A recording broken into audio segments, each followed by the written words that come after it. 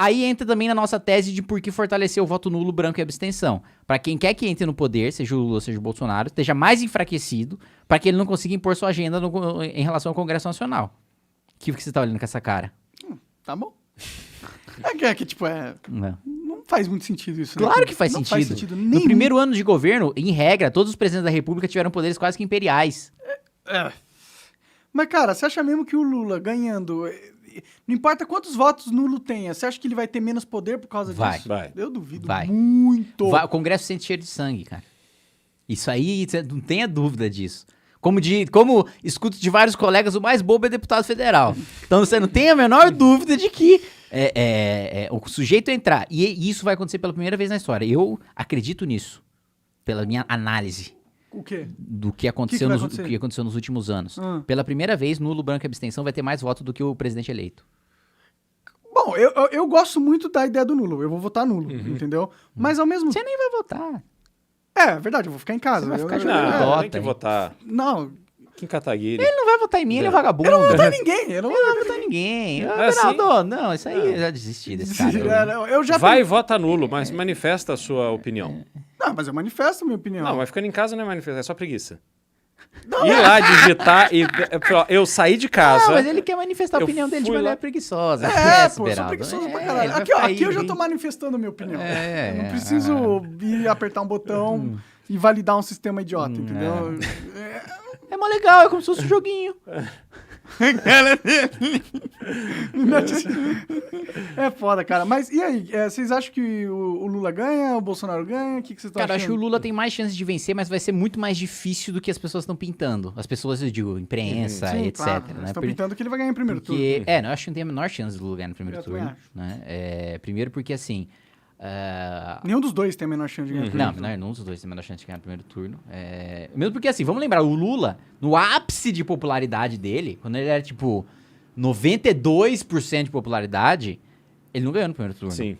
Contra o PSDB, assim, contra um cara que, né, hoje é vice dele e se vestia de macacão de estatal, né, pra ir contra o legado do próprio presidente do partido dele, né, e dizer que é a favor de estatal, né, e que conseguiu a façanha de ter menos voto no segundo turno do que no primeiro. Isso é Isso, assim, inacreditável. realmente, o sujeito precisa ser muito tosco contra o PT e contra qualquer candidato. Ter menos, assim, tem menos opções, vamos supor, tem 10 opções.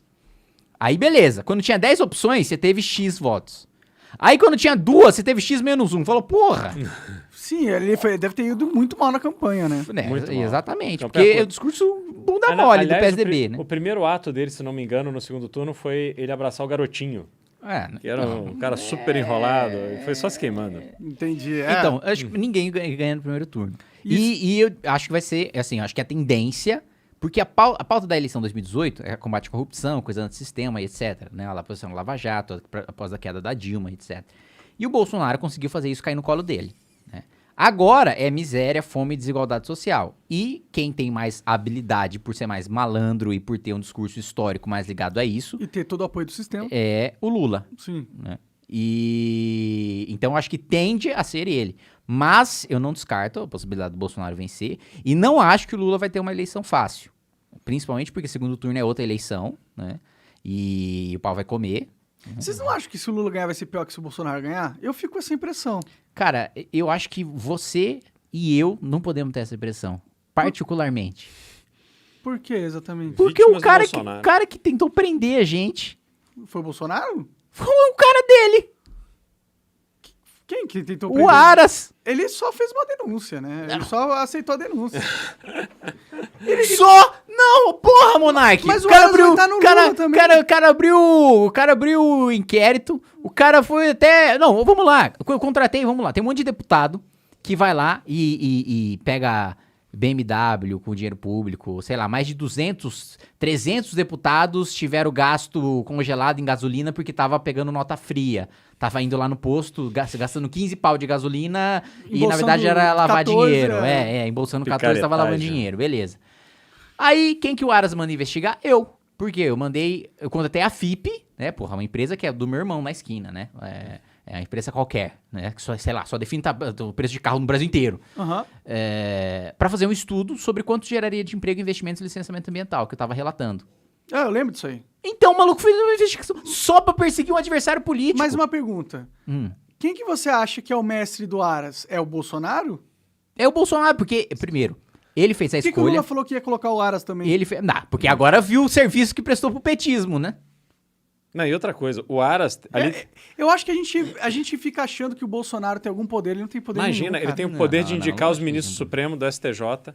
E isso que o Aras quer. O poder no judiciário se forma pelas indicações que você faz nas cortes superiores. Sim. O Aras tinha interesse em ir para o Supremo e o Aras tem interesse em colocar apadrinhados dele em outros tribunais, porque isso faz a força dele. Sim. Que é a gente olhar para o Supremo hoje, vai indicar alguém. Não, vai lá, beija a mão do Gilmar, não sei o quê, que é porque ninguém quer ter problema no judiciário. Os deputados, os senadores, o presidente da República, a maioria tem algum rolo no judiciário. E eles vivem submissos a isso. Mas você quer um travessão do porquê que ele sim tem poder, ele teve muito poder pra fazer frente ao Supremo e pra mudar o PGR? Manda. No primeiro ano de governo, ele precisava aprovar a reforma da Previdência. Uma das reformas mais impopulares de todas. E ele tinha como ministro o Sérgio Moro, que é um dos caras mais odiados pelo Congresso Nacional. E ele conseguiu aprovar a reforma da Previdência, mantendo o Moro como ministro, mantendo na Casa Civil um cara que ele escolheu como ministro, que não era indicação do Congresso Nacional, mantendo o ministro da Agricultura como uma indicação basicamente dele, com a bancada ruralista de uma aliança com ele, que ele era a favor da ministra que foi indicada, a Tereza Cristina.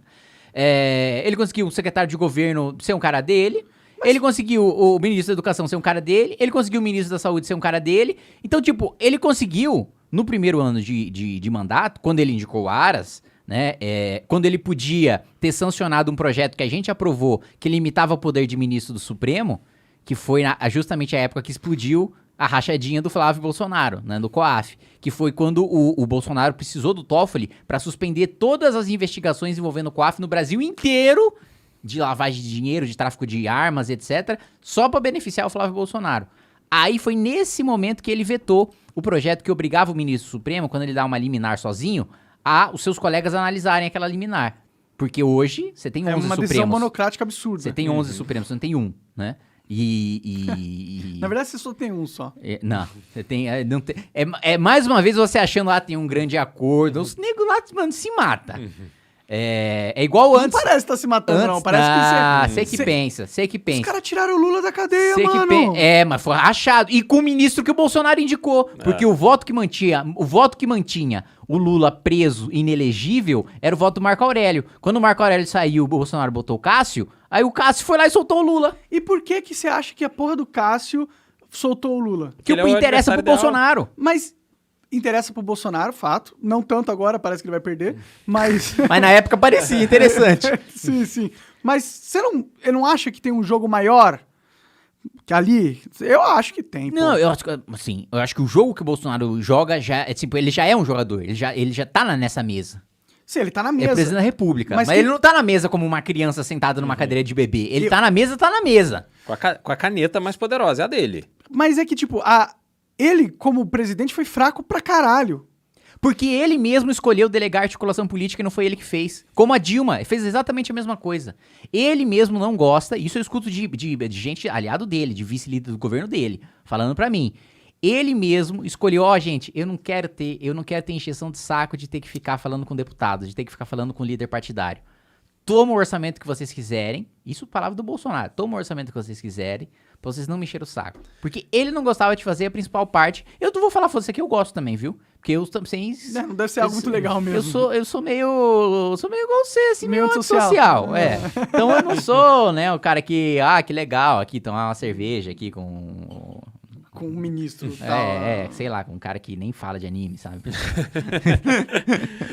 Tipo, não é uma coisa divertida, né? Sim. Mas é uma coisa que você precisa fazer, né? E que eu aprendi isso depois do primeiro ano de mandato, que eu não conseguia aprovar basicamente nada. Depois que eu descobri que em festa de aniversário de deputado aprovava projeto, que eu comecei, parabéns!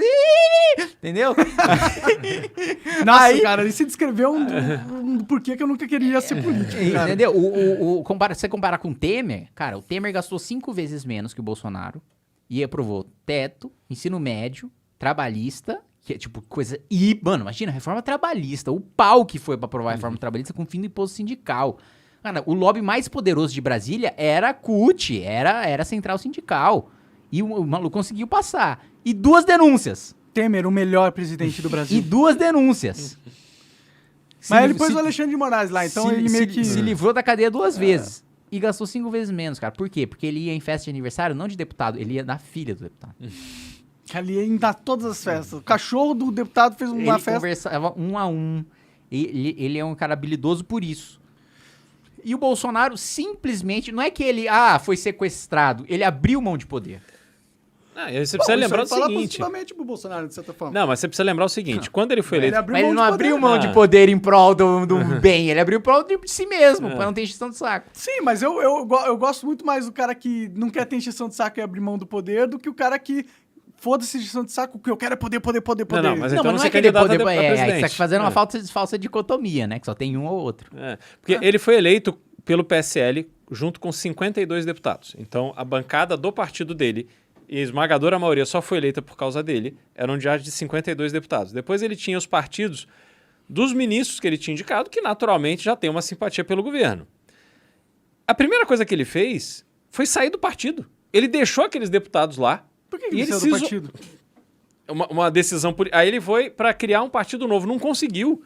Ele queria ter o comando, e o comando Entendeu? não era dele. Entendi. Mas os deputados estavam lá, que era o Talvez que ele ele quer poder pra caralho, né? entendeu? Então, assim, a inabilidade dele em gerir essa posição que ele estava de presidente foi enorme. Por preguiça, por defender os problemas lá da Ele família não dele. parece ser um cara intelectual, né? De verdade, assim, ele não parece ser. Não, ele não, Não, é. claro que não é, Ele pelo não amor é. de Deus. Ele parece ser meio um tiozão mesmo, assim, tá ligado? Não, isso ele é um tiozão. Isso eu não tenho a menor dúvida. A primeira frase que eu escutei dele, eu tinha um cabelo aqui. A primeira frase que eu escutei de Jair Bolsonaro era: eu tenho cortado o cabelo de viado aí, hein? Ele não falou nem oi. Só rolou: tem cortado o cabelo de viado aí, tá ok? Foi isso. Ele é um E ele tiozão. cortou. E ele ouviu o Bolsonaro, hein? lógico. É porque né, eu quero ser viril. Olha como eu sou macho, Bolsonaro. Eu cortei o Imbrochável. cabelo de viado. Não, Eu eu derrubei o sabo aqui. entendo, eu entendo. Vou Mas, deixar o sabo aqui. eu Eu gosto dele. do Sabo. Mas você gosta que ele Não, tem do um Bolsonaro. canão, né? Mas, tipo... eu entendo. O Bolsonaro parece ser bem fraco mesmo, mas talvez o interesse ele não tinha... É isso que fode, cara. Até ele caiu. Sabe o que é cair de qualquer jeito? É que essa base aí é meio ruim. Quando ele cai, ele tem que tirar e colocar de novo. Ele vai ficar caindo. Não adianta. Tem que tirar e colocar de novo. Tem. É igual o PT. Pô, isso não é meio bizarro? Vocês não estão tomando banho às vezes, ou dando uma cagada e param pra pensar, caralho, o cara que fez o maior esquema de corrupção, talvez do mundo, mas com certeza do Brasil e da história do Brasil. É candidato, é lógico que Não, isso é ele bizarro. é candidato, ele é o favorito a ganhar. É, exatamente. Mas o que é bizarro isso aí não é ele ser o assustador. candidato. Como que você tem esperança, mano? Mas o mais bizarro não é ele ser candidato. É porque, cara, É que a gente que ainda horas? tem, aparentemente, uma parcela imensa da população brasileira que não vê, nesse histórico dele, argumentos suficientes para não votar nele. É isso. Isso é que é o mais impressionante. Isso. Não, e mais Assim, do que isso, A tem base da jornalista, eu vou população falar, está completamente deturpada. tem jornalista que tem interesses, tem jornalista, né, que é escuso, tem grupos de enfim, econômicos, né, porque é uma grande balela falar que o Lula defende pobre, porque assim, sei lá, o orçamento pra ele, pra rico, foi assim 15 vezes maior do que pra pobre, né? É tipo o Getúlio Vargas, né? É o pai dos pobres e mãe dos ricos. Né? Então tem interesses, etc. Mas tem jornalista que genuinamente, né, que por convicção acha realmente que o Lula é um democrata e que ele foi injustiçado. Tipo... É que se você é jornalista e tem cérebro, é impossível você pensar isso. É que, tipo, é impossível. É literalmente você pegar a realidade que tá escancarada nos seus olhos e falar, não, injustiçado, pô. É porque Injustiçado. cada vez Alma mais... honesta, o Lula cada é uma vez alma mais... honesta. E você sabe bem disso, a gente vive menos de realidade, mais de impressão, né? Mas a gente vive de narrativas. Principalmente a política sempre foi assim. Agora, muito mais. Agora a própria sociedade tá sendo mais isso do que nunca. Sim, a verdade morreu. É uma guerra de narrativa. A gente vive na era da pós-verdade.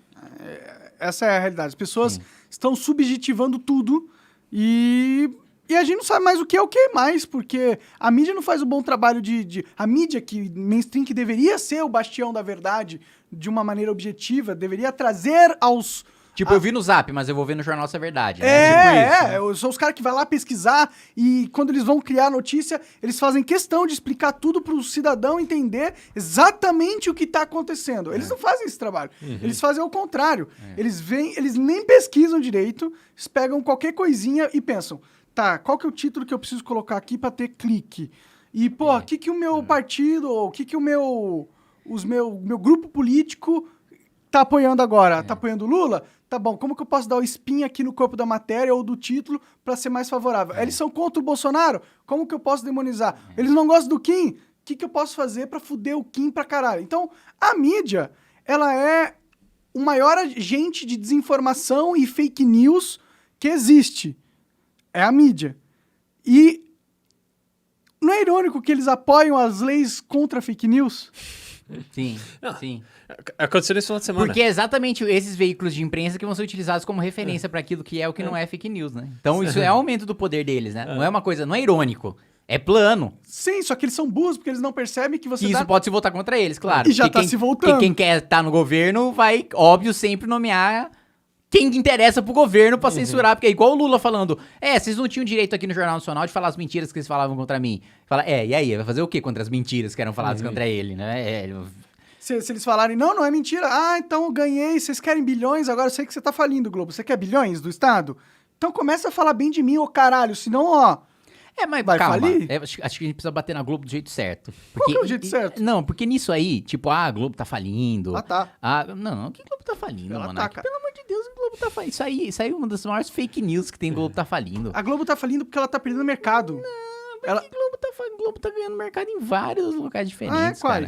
Porra, na internet e em streaming. Não, cara, eles não competem nem... Eles chegam nem nos pés das grandes streamings. Perfeito, mas no jornalismo eles têm muito mais cobertura que os outros. Eu não tô dizendo que é mais credibilidade, não tô dizendo que é melhor. Eu tô dizendo que tem uma cobertura maior, que tem uma audiência maior. Tô dizendo que ainda tem um mercado gigantesco. Assim, a receita de governo da Globo é bem pequena em relação à receita total. O que de fato, tipo, o governo pode fazer pra ameaçar a Globo? É criar o tribunal administrativo pra decidir, Conselho Federal de Jornalismo, pra decidir aquilo que pode e que não pode ser publicado. Aí sim o Lula fode a Globo. Com certeza. E é o plano dele, inclusive, né? Sim. Só que não vai ser alvo da Globo, porque a Globo vai baixar a cabeça pro Lula e vai ser alvo de todo mundo. Ou então só vai se voltar quando for tarde demais. Pode ser. Mas eu falo que a Globo tá falindo porque eles estão aceitando certos patrocínios que eles nunca aceitariam se eles estivessem na época da bonância, entendeu?